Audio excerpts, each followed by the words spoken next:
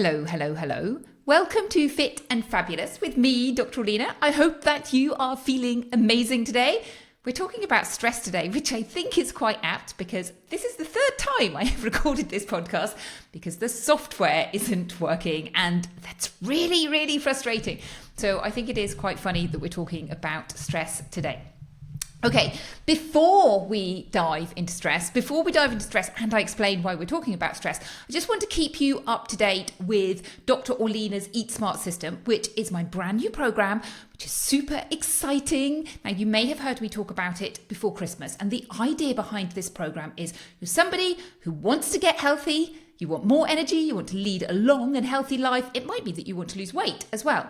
And there are two stages to this. There is one, create your system, and two, stick to your system. And that is exactly what Dr. Orlena's Eat Smart system helps you do. It helps you, one, create your system, and two, stick to it. Now, it's not actually open at the moment. We've had the first run of people going through it, and I was speaking to one of the ladies who went through it yesterday, and she loves it. She was saying, yeah, it's really helped me to create a system so that eating healthy feels much easier, and I can really notice a mindset shift so that I'm more focused on nourishing myself and enjoying myself. And it feels something that is sustainable and that I can keep doing, which is, for me, win, win, win, hooray, hooray. That's exactly the result that I want for people. So I just have to do a few more bits in the background, but in a few weeks, it will open up to people to be able to go through. I'm going to be doing what I call a first wave offer, and I will let you know about it. So keep your eyes and ears peeled for that. Okay, stress. Why are we talking about stress? Why isn't it about healthy eating and healthy living? Yes, it is. So if we go back to our system, you're somebody who's thinking, yeah, you know what? I really want to make healthier changes and stick to healthy changes because I want all of these amazing benefits, to feel great, to lead my best life, to be healthy, to have a body that I am proud of, a body that I feel great in and great about. How do I make these changes? Well, number one, you create your system. And number two, you need to stick to your system. It's not about doing something for a few weeks and then going, oh, do you know what? Back to the old way. No, it's about making changes that fit with your life that you enjoy. The problem with number two, to stick to it, is life is always busy lifing, aka stress. You know what I'm talking about. It doesn't matter if it's something mundane or something super awful. Our brain always has something that is stressful. And it's at those stressful moments that basically everything just falls to pieces. Well, that's not exactly the case, actually. If you look at your journey from making changes to where you want to get to, where you really want to get to is what I call solid oak tree habits. Solid oak tree way of doing things. So that actually, even when life is busy lifing, you still do the same stuff. Why? Because it's so ingrained in what you do. It is just what you normally do. So for example, when it was COVID, I still carried on eating healthily. And the minute I was allowed out of the door, I was there exercising because my body was like, oh, please let me out. I feel like I've been caged up. I need to go and move my body because those are ingrained habits for me. So what actually happens is you create your system, you have what I call baby acorn habits, and those are the delicate ones that can get derailed when life is busy lifing. And then you get to a stage where those habits are so ingrained because you have been doing them time and time and time. You've been doing them for years and it's just normal. And that just is what feels like life to you. And when you get there, life doesn't actually derail you. But it does derail you at the beginning. And one of the biggest things that I see derails people is stress. So let's have a little think about stress and think, what is stress? Now, I really love this definition of stress from the World Health Organization, which says stress can be defined as a state of worry or mental tension caused by a difficult situation. Stress is a natural human response that prompts us to address challenges and threats in our life. Everyone experiences stress to some degree. The way we respond to stress, however, makes a big difference to our overall well-being. Now, I love this definition for so many reasons. Number one, what it's basically saying is stress is the way that we think about things, and we are always going to be challenged But we can actually learn from those challenges. And if we can really manage our brain, then we can make it so much easier for ourselves. That's my version of what they said. So let's have a think about this. There are two people who are stuck in a traffic jam, and they are going to be late for work because of the traffic. Now, they can't do anything about this. They're stuck in a traffic jam. They can't go backwards. They can't do anything.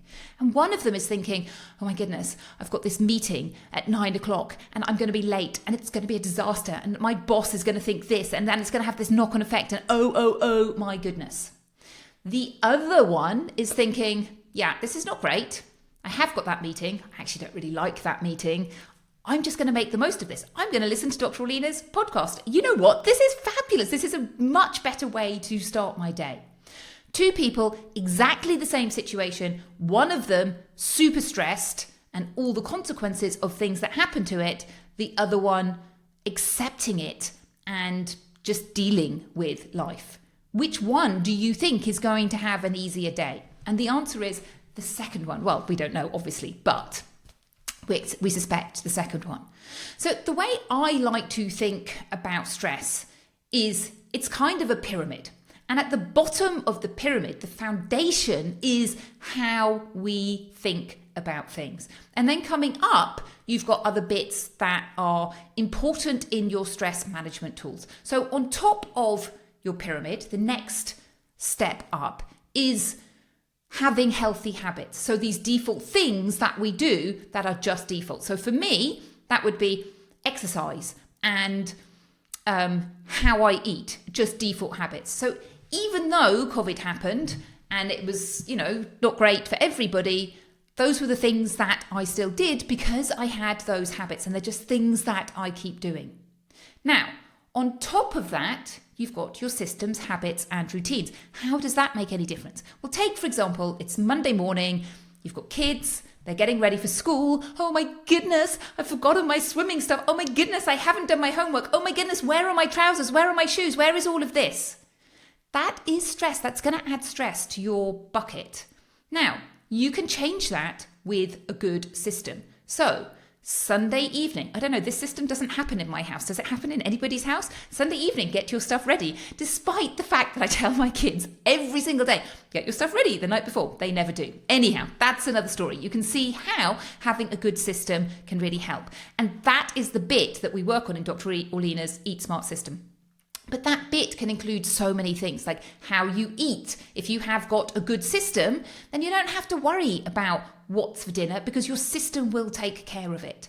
The same with exercise. If you've got a good system, then it's just easy to do. Now, on top of that, we have got what I call emergency tools. And emergency tools are very good in emergencies, but you're much better off looking at the bottom and changing the bottom and thinking, how can I change how I think about things rather than having my emergency tools? So your emergency tools might be things like, okay, I'm going to put my hand on my chest and I'm going to take 3 deep breaths to stop myself going down that rabbit hole of catastrophe. I'm going to pause. I'm going to take a moment. I'm going to center myself and I'm going to deal with this situation. So just to recap the pyramid, at the bottom, how we think about things. On top of that, habits that are ingrained, things that you do all the time. On top of that, your system. And then on top of that, your emergency tools. And as a side note, your emergency tools can be different things. It doesn't have to be deep breathing. I personally think deep breathing is a really good one for various reasons. Number one, you can do it anywhere and nobody's going to look at you strangely for breathing. And number two, if you really know how to do deep breathing, you can slow your heart rate down as well, which will really have an impact. But some people like to do movement. Some people like to incorporate, jumping jacks or running or going up and down the steps, going for a walk. I mean, it depends on what the situation is. But the thing about the emergency tool is you need to have trained yourself to do it when you're not stressed, when you're not in that emergency. Because when you're in that emergency, that's not the time to think, oh, I know, there's a different way of doing this. Normally, we're just on autopilot and we just do whatever is going on. So you need to really think about the deep breathing or the jumping jacks or whatever at a time when you're feeling relaxed and go, this is part of my tools. I'm going to train myself with these tools. Okay, going back to the foundation. How do we think about things? And one of the problems that I see with this is how we think about things. We live in our brain, yeah? So we're thinking about things and we're kind of thinking, okay, the way I think about things is not great because it's leading to all of this stress. But that's how my brain thinks about things. How do I use my brain to retrain my brain to think about things in a different way? So you can see how this is more difficult than how can I use my brain to solve a problem of moving a bucket of earth from there to there. Okay, I can think it out, but it's not about yourself and about changing the actual tool. And I think that gets a little bit confusing. So there's so much we can talk about here, but I'm just going to give you some of my top tips. Number 1, self-awareness is the first bit, because we often don't realize. We're so busy leading our lives that we don't really realize, like, oh, actually, it's the way I'm thinking about things. I remember having one of these epiphany moments. I think it's a bit like peeling onions. Do you know what I mean? You think, okay, I can see that when I'm super cross and angry, I can think about things in a different way. And then, okay, I'm a little bit irritated. Ooh, another layer of the onion. I can think about things in another way. So I remember having a friend to stay in our house, and long story short, I was a little bit irritated. I sat there thinking, oh my goodness, I'm a little bit irritated because he was cooking sausages and making so much smoke, and me thinking, I just want to sit here for 5 minutes. I don't like smoke. I don't like sausages. A little bit of irritation. And then me thinking, oh my goodness, that's negative brain. I'll tell you about negative brain in a second. But thinking, oh, I could change how I think about this. How can I look at this in a more positive light and think, do you know what? Actually, it's just a little irritation in seeing your friend, who's a great friend, who you don't get to see very much, and they've made the effort to come all the way out here and see you. And on top of that, he has a son who has lots of difficulties, and it's difficult for him to go on holiday. So this is an amazing way of you being able to give him a gift of being able to come on holiday together. So many different ways of thinking about it. And then suddenly you just go, who cares about a little bit of smoke? It's not a big deal. And I think that layer of thought process starts with the self-awareness. Oh my goodness, I could think about this in a different way. Shock, horror. How am I going to think about it? So positive and negative brain. I love the idea of positive and negative brain. And I think it can be really easy to know what negative brain is. Your negative brain basically goes, I don't like it. I don't like it. And then it has loads of reasons why I don't like it because of this, and I don't like it because of that. And here's another thing. Now, one of the things to remember about our negative brain is it's very blinkered. It's like got tunnel vision. And when you're in negative brain, all you can think about is negative brain. And it's great when you're running away from a tiger. You don't want to get distracted when you're running away from a tiger. You don't want to be running away from the tiger and go, oh, look at that pretty flower. And oh, I wonder about, oh, look at that cloud up there. Clearly, we don't want that. But most of the stuff that we get triggered about is not running away from a tiger. So being able to see this tunnel vision, that self-awareness piece of, oh my goodness, my brain is stuck in negative brain and I keep going over this negative story over and over and over again. So negative brain versus positive brain. Positive brain accepts things. Positive brain may not always accept things. If it doesn't, it finds gifts in them. So, and it is a muscle to train yourself from negative brain to positive brain. But for me, it's a really fabulous foundation of being able to see, or system of being able to see how the world works and be able to understand, oh my goodness, I'm in negative brain, or that other person is in negative brain. And therefore I feel stressed because they're in negative brain, and mirror neurons. Mirror neurons account for a lot of stress, I think, in all different circumstances. So mirror neurons are those neurons where we basically mirror somebody else's emotions. When you hear somebody laugh, you join in and you start laughing. But mostly it's about stress and how stress ricochets around households or work environments. So I used to work for the NHS, and it's a high stress environment. It's not just a high stress environment because big decisions are being made there. Often even the mundane, like I've got a cough or a cold, but people are so busy and then they get stressed. And then that stress is contagious. They pass it on to somebody else. So the nurses in the A&E are stressed, and then the nurses in the paediatric department are stressed, and then all the doctors are stressed. Now, I'm not blaming these people. I'm just saying, like, giving an example. But that's basically what happens. And then we find ourselves stressed because we see other people stressed and we take that stress on. thanks to those mirror neurons. But being aware of it really helps you to protect yourself and go, oh, I can see they're in negative brain, but that doesn't mean I want to be in negative brain. So going back to negative brain accepts a situation. I'm stuck in traffic. There's nothing I can do about it. I'm just going to accept this situation. And then you stop stressing about it. There's no point in having all those negative thoughts about my boss is going to be cross and this isn't going to happen and blah, blah, blah. You just have to deal with those things. Or negative brain will see some gifts in the situation. So I get to listen to Dr. Orlena's podcast, or I'm training myself to stay calm. I'm training myself to be in positive brain. Now, often I feel it can be really difficult, depending on the situation, it can be really difficult to see a positive in any negative situation. Examples I think of: when my son was unwell, he had something called functional neurological disorder. It was awful. He was really unwell. We didn't know what was wrong with him. He had 6 months off school. It wasn't great. And at the time, I used this system to help me get through it, but I didn't get to the stage where I was like, oh yeah, this is great. I really love this. This is the best thing that's happened to us. No. I can see some gifts that came out of it, and now thankfully he is so much better, but sometimes it can be difficult. Another example, my children have some awful genetic eye condition, and right now I'm finding it difficult to go, yeah, this is great.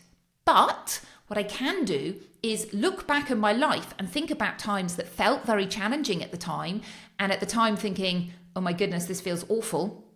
An example I can think of, when I was, how old was I? 19, I think. And I applied to get into medical school. Now, I have to confess, I'd already taken a year out, so I just kind of wrote the form by myself and sent it off, and I went for an interview, and it was great, and I didn't have any work experience. And they said to me, no, you can't come in. So I went to my work experience, and I said to the doctor, nah, I didn't get in. And he said to me, well, if you really want to do it, you will go back and you'll do it again. Actually, it turned out they offered me a place for the following year. So it all sorted itself out. But at the time, it just felt like the world's biggest disaster, such an awful challenge. My world had been thrown apart because I'd made this big gamble. I'd thrown away a place at university to go and do this other place at university. But now when I look back on it, I think actually it gave me so many other valuable insights that I wouldn't have had. For example, actually, if you want to go and study something like medicine, you have to be quite clear that that's what you want to do, as opposed to do it on a whim. If you really want something, you're going to do what it takes to get there.